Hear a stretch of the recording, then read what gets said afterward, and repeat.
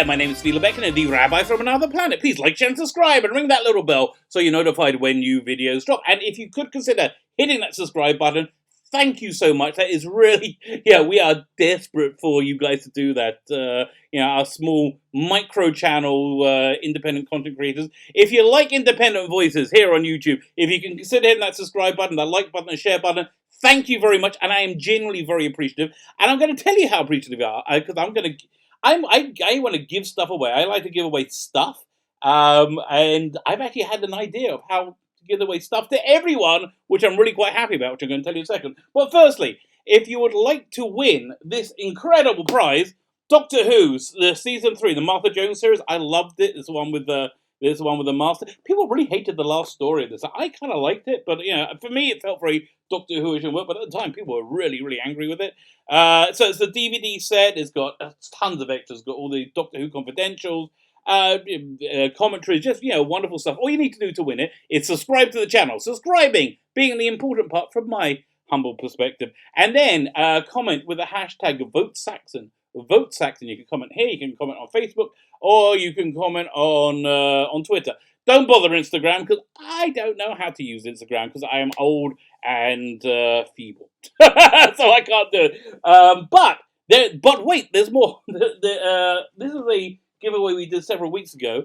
I gave it away to this is the Doctor Who The Complete Specials on Blu-ray. Another fantastic set, tons of extras. I gave it away to the person who won it was called Nameless Entity. I've been trying to get in touch with him to get his address. He hasn't given it to us yet. So, if he doesn't get in contact with him, tell me where to send it by Sunday. That'll be Sunday, March 1st, the day of the finale of Doctor Who. Then we'll be giving away to somebody else. We'll take the first name out the hat, will win the season 3, and the second name out the hat will win the complete specials. But I actually this is going to sound stupid. I genuinely felt bad there are people who lose, people who don't win. I wouldn't say lose, people who don't win these things. I would like to give you all stuff, because honestly, I am appreciative, I really am. So I was racking my head, what could I do? What can I give you guys? And then I had a brainwave. Before there was Big Finish, there was Audio Visuals. Audio Visuals was a fan group in the 80s with Nick Briggs, Jason Haig Ellery. And they made audio adventures of Doctor Who. Nick Briggs starred as a doctor. So I decided each week I'm going to put one up. I'll put a link in the video that you can download it from, because they're really, really good. So the one I'm giving this week, because it's a Cybermen story we're talking about, is called Sword of Orion. This was remade by Big Finish starring Paul McGann. This is the original version starring Nick Briggs. I really liked it. I haven't listened to it for years, though, but I remember really, really liking it. All you need to do to download it is go to the video notes, and the link will be there. We're doing the giveaway on the TARDIS Zone when we review the final episode of Doctor Who, The Timeless Children. I think it's March 1st. I should really look that up. March 1st. And the TARDIS Zone airs about 9 o'clock UK time, which would be 4 o'clock on the East Coast of America, or 1 o'clock. 1 o'clock? 1 o'clock on the West Coast. On the best coast, I would like to say, but then I don't want to upset people. Fine, okay, but let's get into the story. Ascension of the Cybermen, the 9th story in season 12 of Doctor Who, which I just saw the ratings. It was very low. It was the lowest one they had, the lowest overnights had, which I'm kind of surprised about. I really am. The overnight was 3.71. If we can extrapolate that, by the time they get to the 4-screen number, whatever that is, they'll probably be up to, I don't know, it'll probably be, if it keeps the trend, I think 4.8 is what they're looking at, which would be the lowest rated episode since '89. And I have to check the '89 numbers to make sure they weren't higher rated, but it's around there, so it's not good. It's not good enough, which is strange, because this was a solid Cyberman story. Which I know this is weird coming out my mouth, because I really hate this era. I've been very clear how much I dislike this era. This was a solid Cyberman story. I'm going to say, if it wasn't for Jodie Whittaker's Doctor, who is, I just find, atrocious, and Chris Chibnall's writing, which Chibnall is doing his best. He is pushing out all the stuff. He is doing his absolute best this week, and it shows. It's a shame he wasn't doing this every episode. Who was it? Your boy Zach, who reviews comics. He keeps saying, he can tell the difference between like an Alan Moore, a young Alan Moore book, from the 80s, and a book from today, because whoever it was, Alan Moore, Grant Morrison, you name it, they're all excited and trying their best. And this is Chris Chibnall really trying his best, which I don't think he's done before. I don't think this is, you can see the work and the sweat he's put into it. It's still not good, okay? It's still not great. It's because you got Whitaker in it, and he's just really not a very good writer.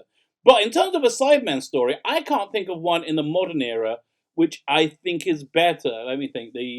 My favorite one until now would be the Christmas one. What's it? What's that Christmas one called? I really can't remember. I'm going to look that up. Who cares? You know the one I mean. It's the one. It's the one with David. The Next Doctor. Oh, thank you. The Next Doctor. That, I think that's probably my favorite Cyberman story. But this is a very Cyberman-y story, and it touches on things that a Cybermen, are normally. But again, it's just got the dumbness going through it because it's written by Chris Chibnall, and it's like, it's with Jodie Whittaker. Fine. So it starts off. We have a cold opening again, but apparently they're back to the cold opening now. They've decided sometimes they do, sometimes they don't. Maybe it's a permanent thing. I don't know. But this cold opening is a bit of narration. Oh, that's some actually really quite poor special effects, some CGI. It's a debris field. You can't really tell what it is, of metal floating around in space, and it's talking about how the Cybermen were beaten in the cyber wars. And then it rips off. To me, it seems to rip off a line from Game of Thrones. It says, "That which is dead can live again in the hands of a believer." So I think that sounds like it was ripped off from, who was it? The guys in Game of Thrones, the Greyjoys, whose motto was that which is dead and cannot be killed, or something. That which is dead can never die. I think that's what they wanted to do, but then they realized, people are going to notice. And then, so at the end of these, you see a cyberhead like float out of the screen, float in the face, and float towards camera, and then the crappy does, but the blue for the crappy does come out the eye. Again, they're trying their best. They're trying their absolute darndest. And look, I don't want to. There's enough stuff which I just think doesn't work with this Doctor, that I don't need to make stuff up. When they do something that's like not excruciating, I will tell them it's not excruciating. And speaking of excruciating, that's what happens next. We go straight off the titles. We're in like 1920s, 1930s Ireland for some reason, and they have this story. This guy's on a bike. He's going down a country path. He sees a baby left there. And he picks up the baby, and he takes it home, and it's sort of how they decide to raise the baby, and he grows up. So, cynically, and this looks a lot like Call the Midwife. If you're channel surfing, you think you hit Call the Midwife. I think that's what they were doing. I think they wanted to fool people into thinking it's Call the Midwife, so they'll stop and look at it, and then and then keep going, and then keep watching it. But again, given the lowest overnights for Jodie Whittaker, didn't work. But I think that's a really cynical move, right? So they raise this kid, and he grows up. And at the end of that sequence, they say, "We got to call." And I thought they were going to say, "Call the Midwife." I really thought they were going to say, "Call the Midwife." If you don't know, by the way, "Call the Midwife" is a far more popular show that airs right after Doctor Who. If you look at the ratings, you have Country File, which is freaking, like, I don't know who watches that, but more people watch that than Doctor Who. You have Country File, then goes, yeah, Doctor Who's on, and then it comes back up again when it goes way up when Call the Midwife comes on. Something else I noticed, because I'm watching it live on iPlayer, and something else I noticed was how much the BBC seem not to have any confidence in the show anymore. When they're like, in between shows, they got coming up next, the Doctor. They don't mention Doctor Who at all. They mention Call the Midwife. They mention, was it Death in Paradise, or no, Last Tango in whatever, the thing with Derek Jacobi, which I've never seen before. Like these popular things, but they don't mention like Doctor Who's coming up in a second, because I think they just don't have any confidence in it at all. I see they got the Radio Times cover for next week, but maybe this stuff is just all booked in like months and months in advance, and they didn't think it would tank as bad as it is. I think the low figures is really, really rattling people. I'd like to hope so anyway. Who knows? Anyway, so So at the end of the sequence of the call the midwife sequence, said, "Oh, we need to call a doctor." And again, I thought they're going to say call a midwife, but no. So then we cut to Doctor and the fam. Can't stand that. They've arrived at the coordinates they got from last week from, was it James Shelley, Mary Shelley, one of them. They got coordinates last week. And for some reason, they park like a mile or half a mile away, and they're lagging all this like heavy equipment. So the doctor explains that they're in the aftermath of the cyber wars, and most of humanity has been wiped out. So my question is, well, wait a minute, didn't we? Firstly, does that kind of contradict human future history? You know, we've seen Frontiers, we've seen the Sontaran experiment, the solar flare. Like, we've seen the humanity in the aftermath of the cyber wars. Unless it's a different cyber war, I really don't know. It's so anyway, and also the opening said the Cybermen were defeated. If the Cybermen were defeated, why are all the humans been wiped out as well? Unless it was a mutual destruction, which okay, that actually would have been kind of. I think they should have stated that and would have been better. But okay. So for some reason, TARDIS lands a mile or half a mile away, and they've got to lug all this heavy equipment. So the Doctor does a scan with, geez, really, they need to redesign the sonic screwdriver. Firstly, they could sell more toys. Secondly, they got to make it look less sex toy-y. It's embarrassing. It really is. Yeah, I don't know. The Capaldi, I didn't like the Capaldi second sonic screwdriver. But that one couldn't be mistaken for for a thing of for a tool for intimate pleasure. A few years ago, I went on vacation to Amsterdam. This is a real aside with my wife, and I saw this shop that sold I don't know. I had never seen that many dildos in my life on the window, the thousands of them, however shapes. So I tried to get my wife to do a selfie with her outside the window without telling her. Unfortunately, she noticed, so it didn't really work. The other time I did something like that, we were in Eilat, which is like this very hot holiday area of Israel. And I was walking with my kids. My kids were little, and there's a sex shop. I didn't think they still had them. There was a sex shop in on the promenade. So again, I tried to arrange them to take a family selfie with that in the background. Unfortunately, they rumbled me. What can you do? So yeah, that's just the way it is. Fine. So the Doctor is waving around a Sonic, and she scans. She finds signs of life. She said these are. She finds 7 humans, and she thinks these are the 7 last humans in existence. So again. How are the Cybermen defeated if all the humans are killed? And that's actually going to become more of a question as we go on. Amongst these 7 humans, you have one incredible woman, this incredible woman of science who's the engineer fixing the ship. And I think she's going to be revealed to be another Doctor next week when they get into the whole timeless child thing. I think there's a real good chance of that. There's going to be lots and lots of new Doctors that are popping up next week. When they deal with the whole Ruth mystery. Fine. So she's fixing the ship. She says it's going to take another day to repair the ship. But then 2 cyber scout ships show up. Again, the CGI, the special effects, was really weak. I mean, it's below 2010 game level. I like 2012 game level. I say it was really surprising. I didn't really like the design either, quite frankly. But okay, fine, I'll let that go. That's just my own personal thing. So anyway, so then these 2 cyber ships turn up, and the survivors, these 7 humans, they're amazed. They're like, oh my god, they said there were none left. Okay, so but apparently there are, and they said they didn't think they would find them. There's none left. They're not going to find them. So again, what happened? Did the Cybermen and the humans wipe each other out? And this is just my own fanish gene. Where is this in continuity? Okay, even though even if it doesn't fit, that's something I wouldn't hold their feet to the fire for.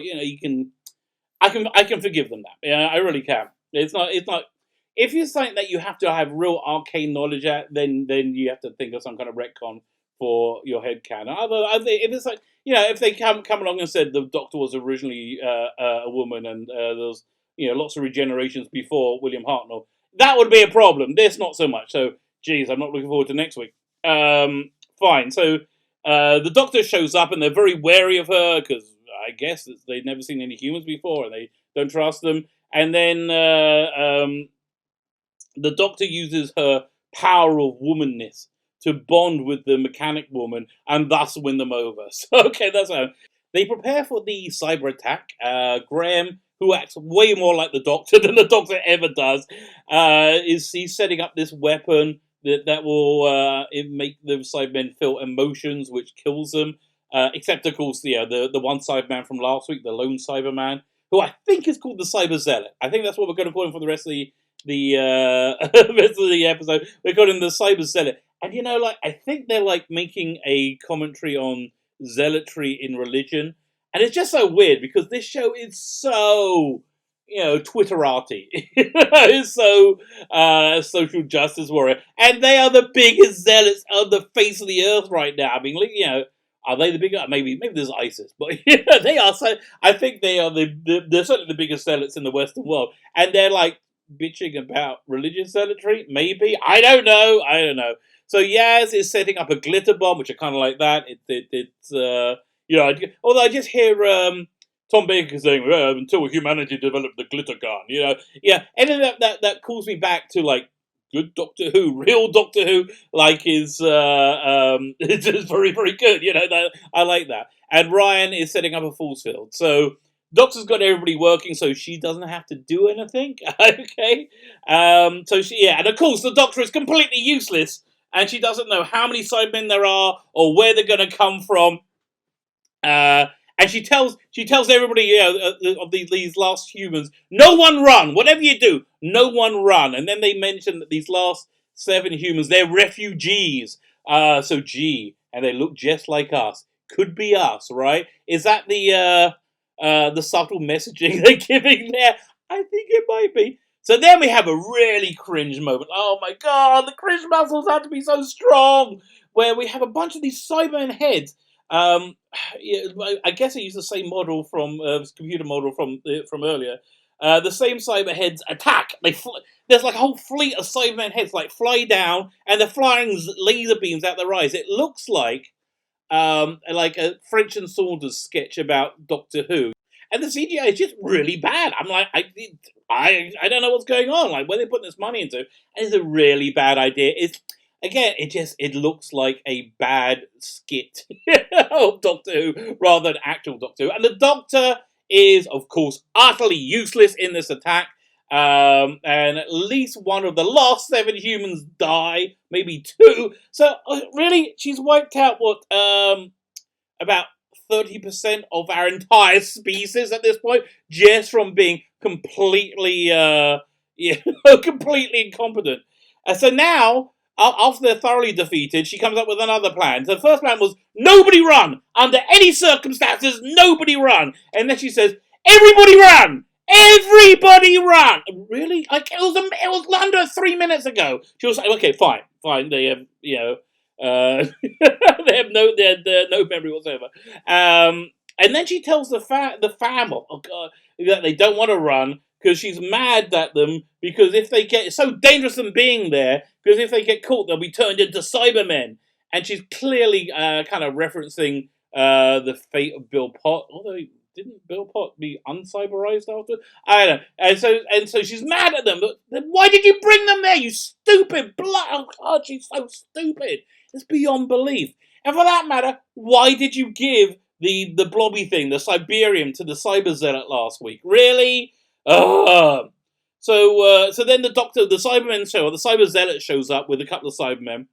And again, I think that if this was a story that Chibnall wrote under Russell T Davies or Moffat, they probably would have been edited and they would have banged it into shape, and it really could have worked. So I think this is good. Also, this new Cybermen design we see later, really, really good. I kind of like it.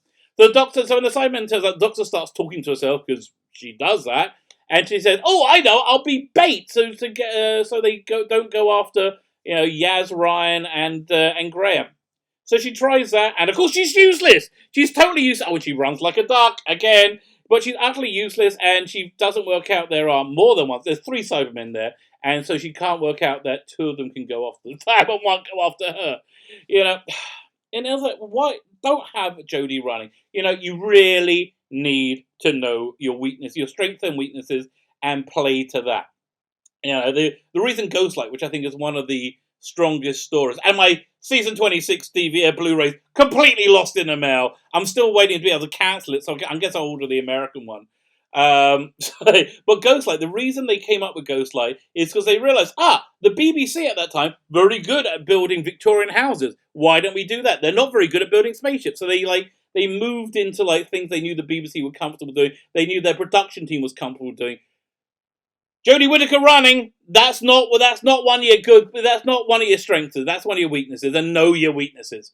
Fine. So just don't rely on that.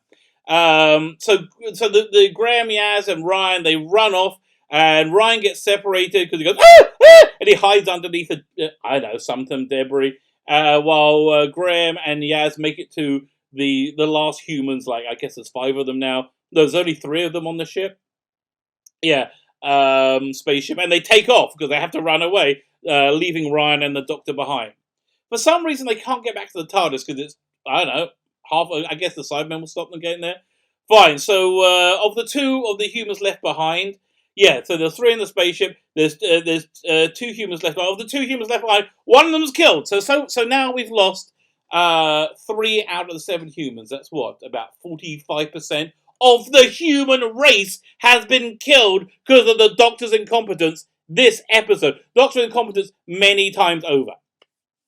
That one is saved. Okay, one of the 2 are saved. So you got another team now. You got Ryan, who joins up with the Doctor, and this kid, who I don't know his name. I didn't write his name down. Who cares?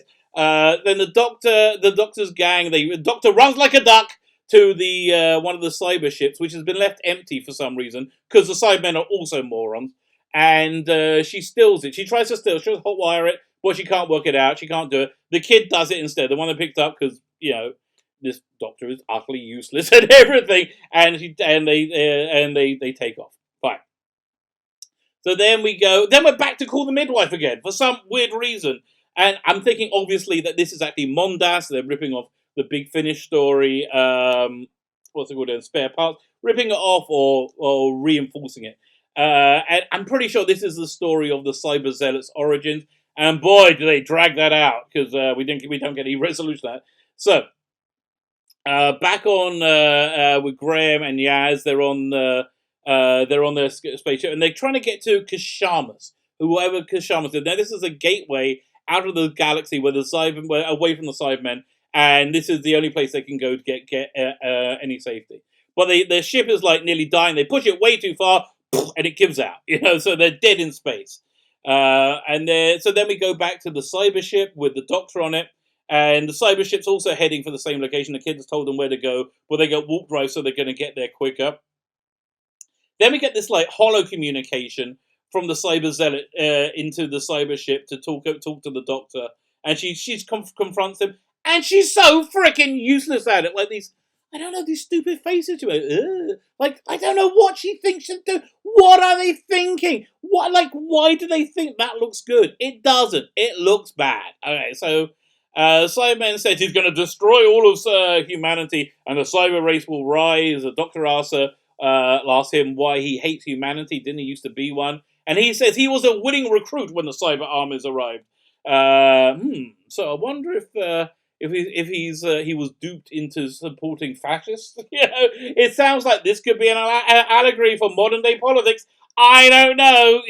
Let's just keep going. Fine. So then we're back at Call the Midwife again. The boy's grown up, and in the last segment he becomes a security officer or a guardian, I think they're called. So in this one, bit he's talking to he's on the Broadchurch cliff. Really, it's so obviously the Broadchurch cliff. Actually, it's not going to look stupid, but it looks to me exactly like the Broadchurch cliff. He's trying to talk down a criminal who shoots him. He falls off the cliff. Boom! Looks like he's dead. His boss goes down. Oh no! Maybe it's his dad. I can't remember. Goes down. Oh no! And suddenly he wakes up. He wakes up much like Captain Jack, and he survived being shot, and he survived falling off the cliff. And now everyone's really kind of wary of him following his miraculous survival.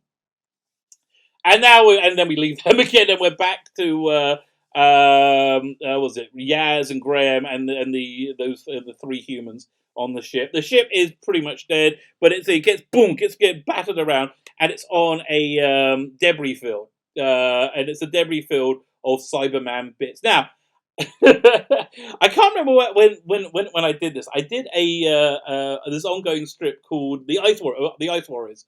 Did it like 5 years ago, and they were like individual strips, kind of like the Dalek strips from the '60s or the Cybermen strip from the '90s. And I'm going to put one on screen because it seems to me they reenact a scene from they reenact a scene from my comic strip where they have the Cyberhead fly. It looks pretty much exactly the same thing. Now, I don't think they plagiarized it because it's kind of an obvious idea. I'm surprised we haven't seen it before. But boy, it looks just like my comic here. I'm going to put it on screen. We can look at it and let me zoom in a little bit. Yeah, I want to tell you, it looks kind of like it to me. So I really don't know what to tell you there. But I really don't think they plagiarized it. I just think it was a similar idea. Fine. So they're in this debris field, and then Yaz has a brilliant idea. You know what it reminds me of? There was this British comedy show called Bottom with Rick Mail and Aid Edmondson, where these like two scuzzy guys living together. And I think on the first episode, one guy comes in, he sits down on the couch, and he pulls like a big pint of beer out of his inside pocket, and he's just holding it for a while, and then about 5 minutes later, he's like, "I've just had a brilliant idea." And he said, "What's the brilliant idea?" "To drink this." And he drank. So it's kind of like that. Yaz has a brilliant idea. Her brilliant idea is to look out the window. I'm not even making this up. That's a brilliant idea. To look out the window, and they see this massive spaceship, kind of clearly a cyber ship, and they trying to work out how to get there. So then Graham, of course, is the doctor. He works out how to. They vent their. They don't have any fuel. So they vent their oxygen to push them in the right direction. And this is kind of a stupid bit because the thing they got to get into. It's like an air hockey puck going into an air hockey hole, I guess. And they do it and they get him in seamlessly, and the ship lands with no problem.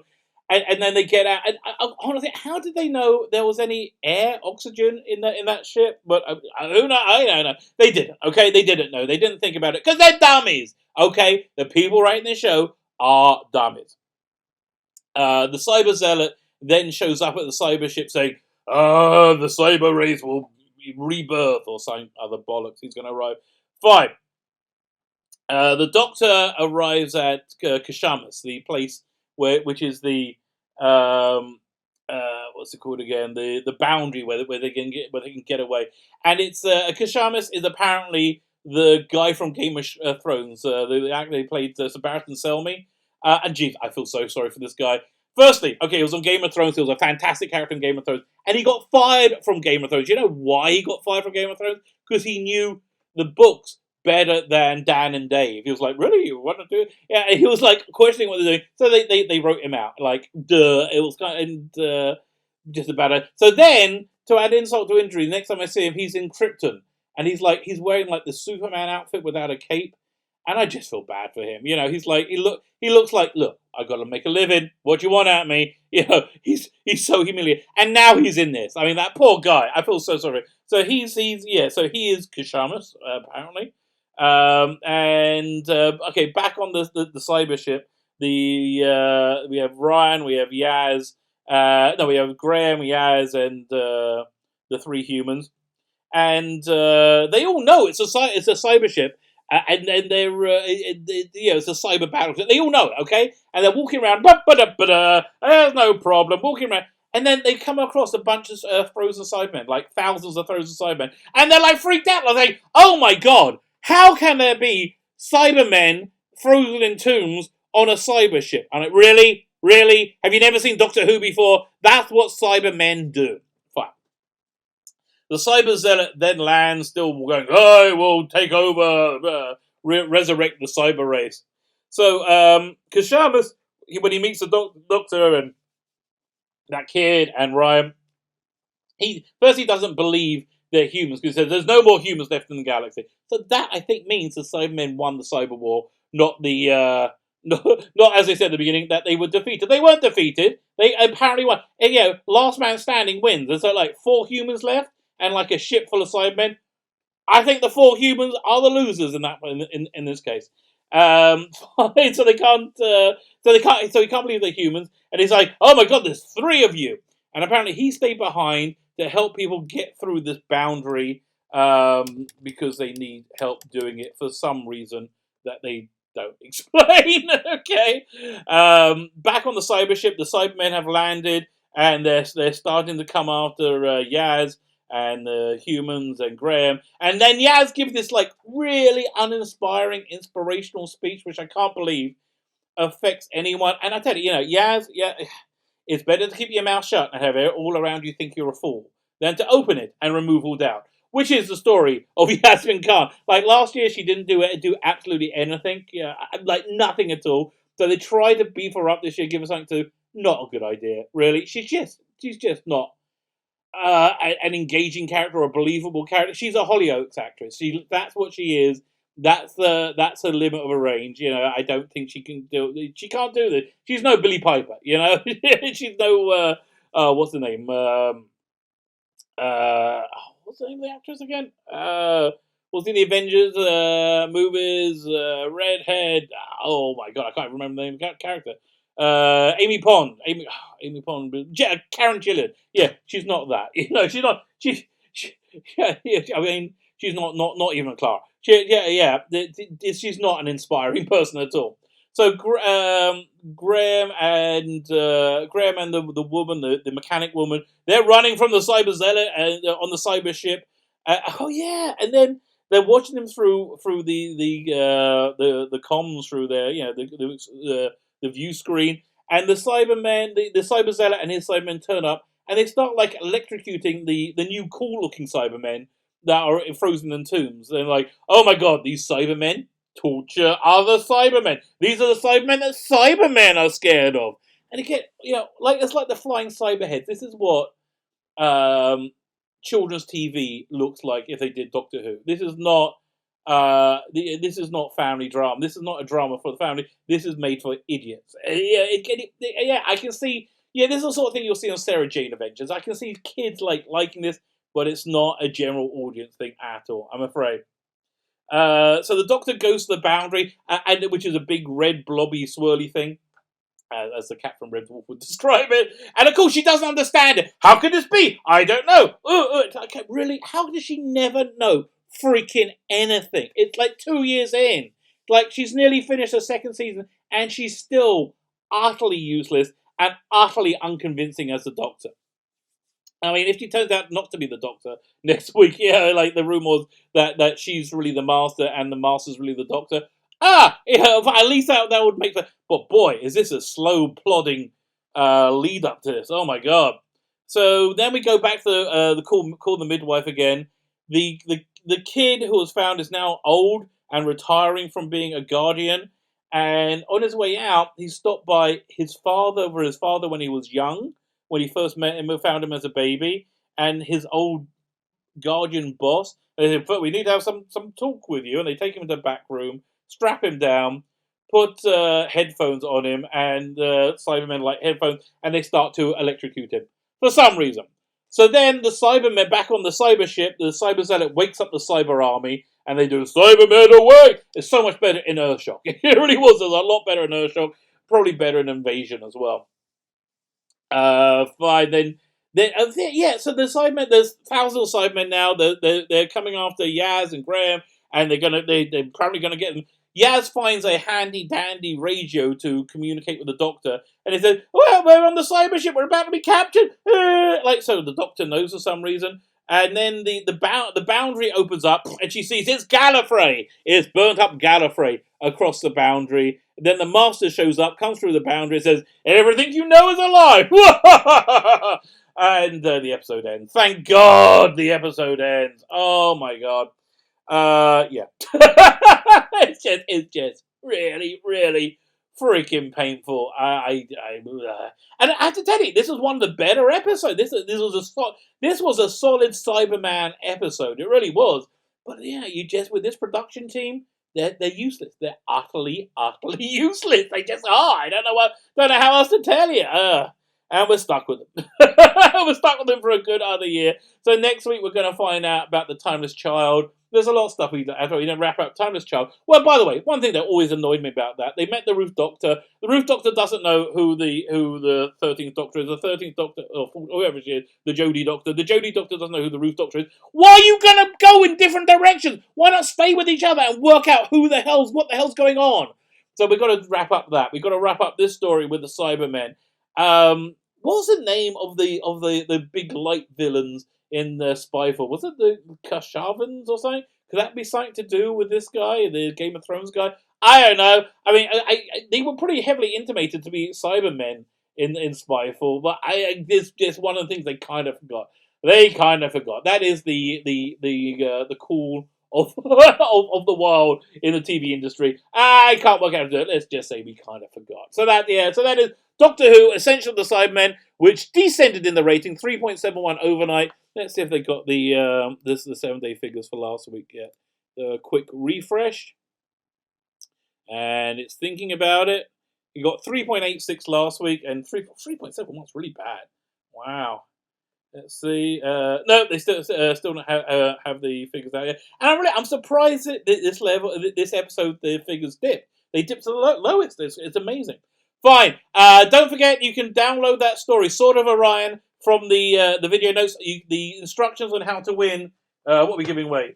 We're definitely giving away this one, Doctor Who Series 3 DVD set. And we may be, if Nameless Entity doesn't get in contact, giving this away as well. So, all the instructions are in the video notes. Thank you so much for watching. Please like, share, and subscribe.